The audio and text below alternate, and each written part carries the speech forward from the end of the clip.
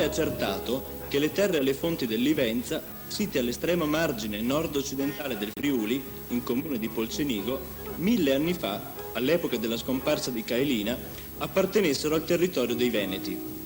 Purtroppo gli storici antichi, da Plinio a Paolo Diacono, sono avari di notizie su questi luoghi, che allora erano impenetrabili e ammantati di mistero.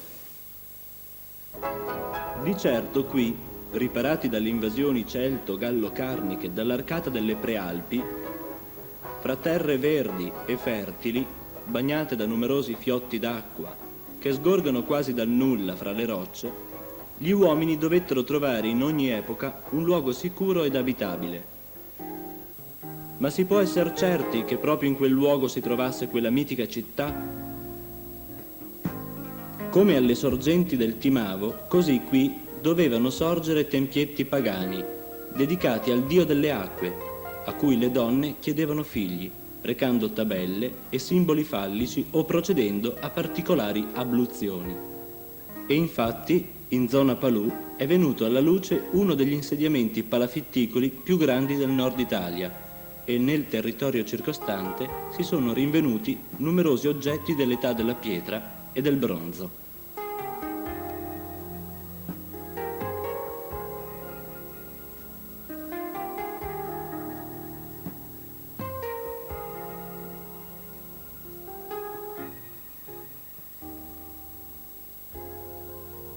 Per quanto riguarda l'ipotesi che vuole qui ubicare Cailina, interroghiamo il professor Marco Tonon del Museo Civico di Storia Naturale di Pordenone. La ricerca scientifica oggi non ha la possibilità di rispondere a una domanda: dove si trova questa città? Questa città è citata nella letteratura latina e probabilmente c'era. Non abbiamo nessun elemento per poter dire dove si trovava. Molto ne è stato detto, molto ne è stato scritto e molti hanno creduto di individuare il luogo dove poteva sorgere questa città. In realtà hanno fatto soltanto delle ipotesi e sono tutte allo stesso livello, nel senso che si può dire che una città è lì. Forse lì ci può essere stata una città.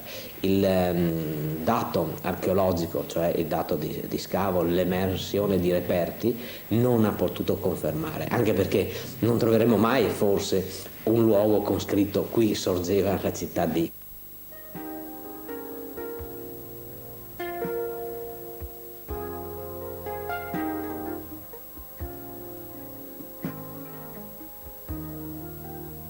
La Livenza sgorga da diverse fonti nei dintorni di Polcenigo. Alla sorgente del Capitello, che è considerata la parte sacra del fiume, il fiotto solitario che esce dalla terra testimonia ancora oggi l'usanza di porre il viso a contatto con l'acqua sorgiva. Poco lontano, a testimoniare la continuità dell'insediamento umano in loco, sul colle di San Floriano, si sono trovati oggetti risalenti all'età del ferro e 2 pietre tombali paleocristiane. Qui si erge, solitaria e raccolta, la chiesetta romanica di San Floriano, recentemente restaurata. La sua visione ci riporta indietro nel tempo e, come per influsso magico, la fantasia ripropone allo sguardo il solenne arrivo di Berengario, re longobardo, che qui sostò durante la sua fuga verso la Germania, lasciando il territorio in mano all'esercito franco, cappeggiato da Carlo il Calvo.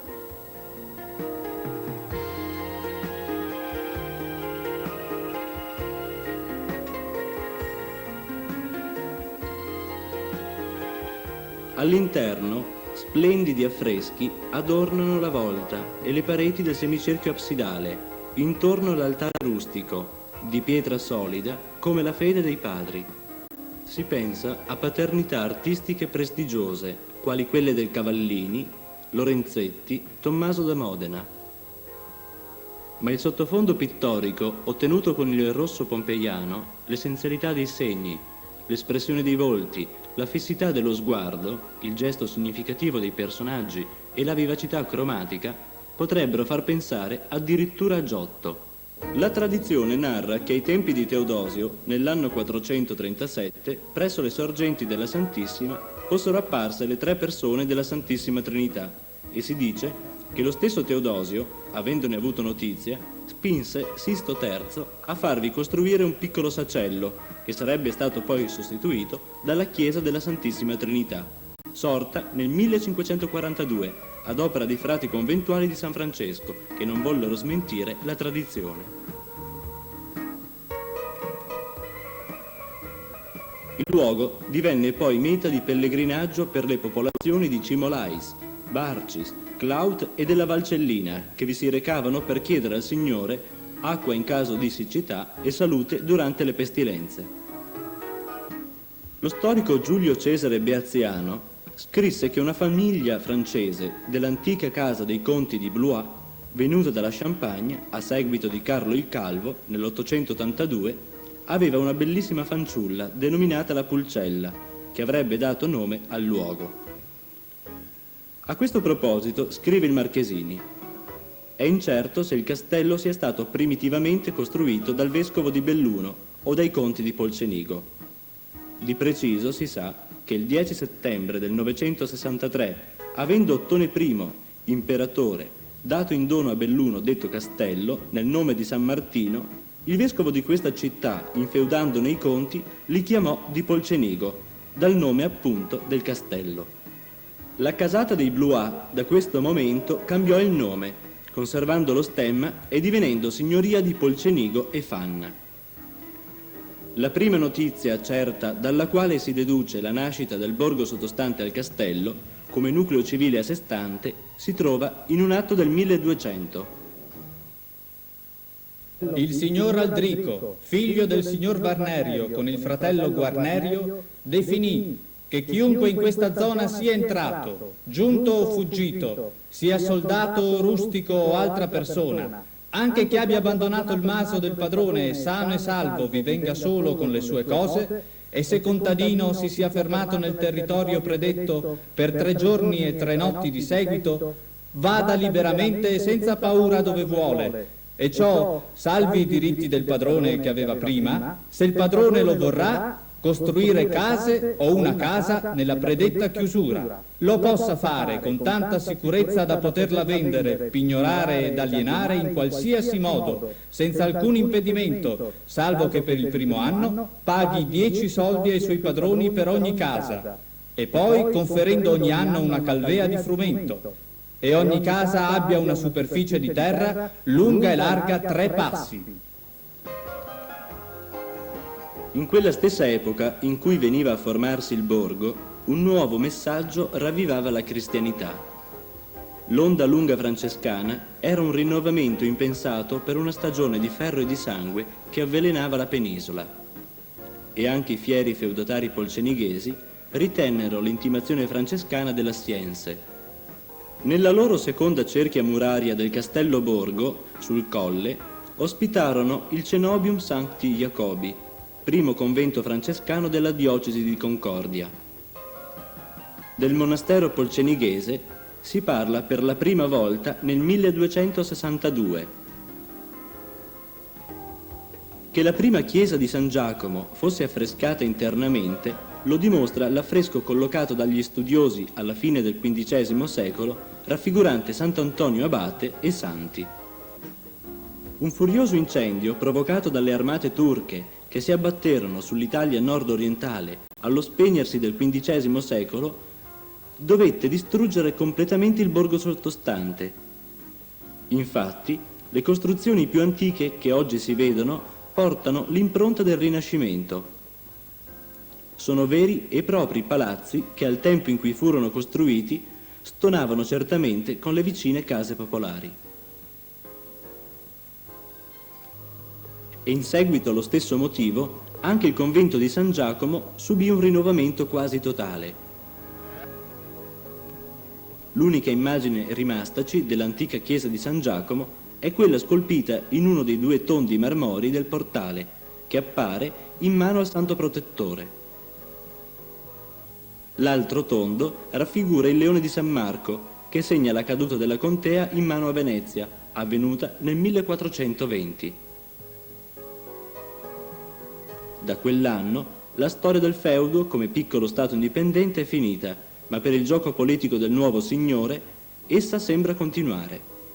Infatti nel 1700 sulla cima del campanile nuovo di San Giacomo svetta ancora la corona comitale dei conti di Polcenigo.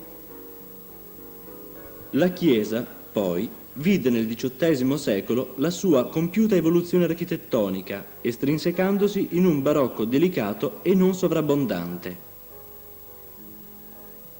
Il cenobio di San Giacomo, prima povero, quasi francescanamente misero, il cui unico ornamento erano le nude pietre grigie e le disadorne travi del soffitto, assurse allora al suo più alto splendore.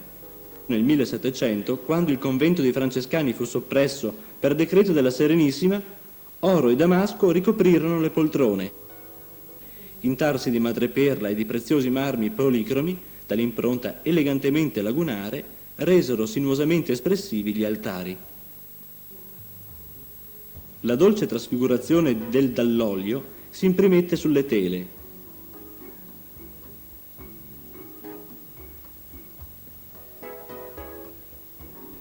E numerose donazioni arricchirono di oro e di argento il tesoro. Sulla sommità del colle, ai cui piedi giace il borgo silenzioso, in luogo dell'antico castello feudale, distrutto dagli Ungari nella seconda metà del Settecento, fra il 1751 e il 1770, si ebbe la ricostruzione finale del castello in stile veneziano continentale, ad opera dell'architetto veneziano Matteo Lucchesi, per ordine del conte Ottavio. La facciata, che appare intatta, da oltre un decennio è imprigionata dalle armature che la sostengono, in attesa di un restauro che forse non avverrà mai più.